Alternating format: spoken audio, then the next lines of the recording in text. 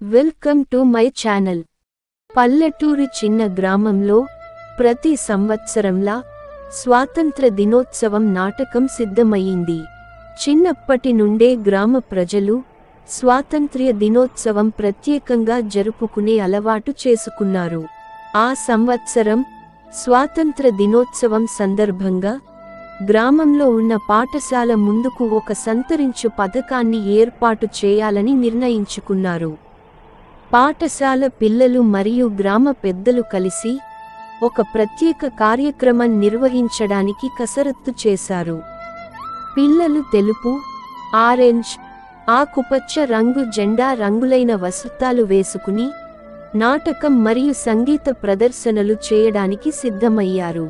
స్వాతంత్ర దినోత్సవం రోజు ఉదయం పిల్లలు, పెద్దలు అందరూ గ్రామ పాఠశాల మైదానంలో చేరుకున్నారు.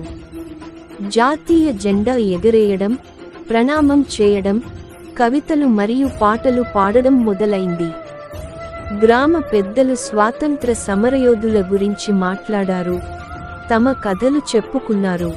పిల్లల నాటకం స్వాతంత్ర సమరయోధుల శౌర్యాన్ని, సాహసాన్ని ప్రతిబింబించేలా రూపొందించారు.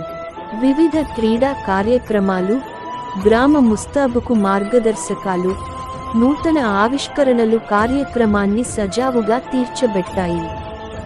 గ్రామంలో ఉన్న ప్రతి ఒక్కరి ముఖంలో ఆనందం, గర్వం కనిపించింది.